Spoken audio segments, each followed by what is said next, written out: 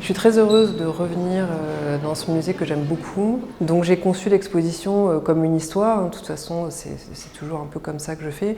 Le titre est d'ailleurs emprunté à une phrase de Romain Gary. Dans Les Promesses de l'ombre, il parle comme ça des occasions perdues et je me suis dit, tiens, c'est une phrase qui a toujours résonné en moi.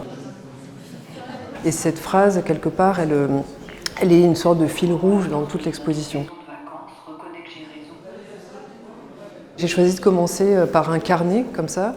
Les carnets de dessin me permettent de réagir à l'actualité, c'est à la fois comme des carnets intimes.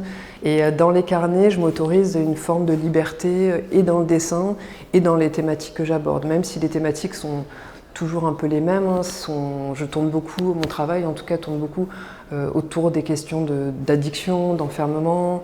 Donc là, c'est à la fois beaucoup d'œuvres très récentes, mais avec des petits retours en arrière pour essayer de construire cette petite histoire. Donc avec Clément, on s'est dit que le texte était très présent dans mon travail, la littérature.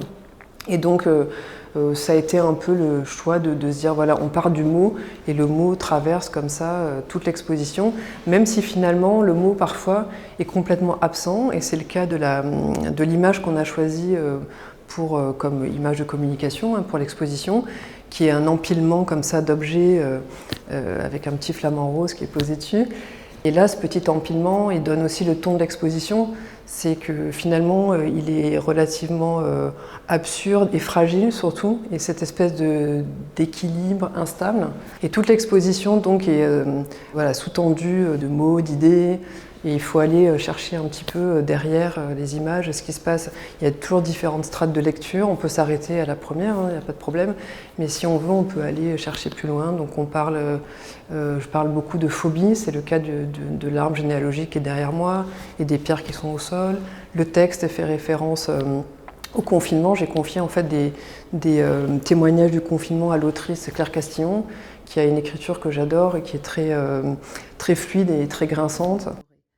C'est dommage de ne rien changer. Et si le confinement dure 6 mois, est-ce que je vais porter durant 6 mois ce gilet horrible alors que les garçons ont besoin de se forger une belle image de la femme en vue d'un avenir radieux avec une compagne hors norme ?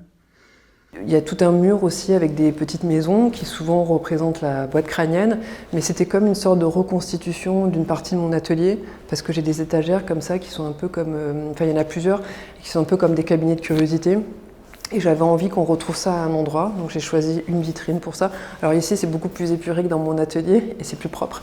Mais voilà, et il y a pas mal de pièces aussi que j'ai réalisées vraiment pour l'exposition. C'est le cas des 2 carnets, c'est le cas des céramiques, et puis bon, évidemment le wall painting. Et surtout, ce wall painting dont je parlais dès le départ, de toutes ces formes, je l'appelle sous influence. Et en fait, c'est aussi comment on peut voir le monde différemment. Et ça me permet de m'approprier l'espace, de l'architecturer et aussi de guider un petit peu le visiteur vers des choses qui m'intéressent, et je le pousse un petit peu à se poser des questions sur le monde qui nous entoure.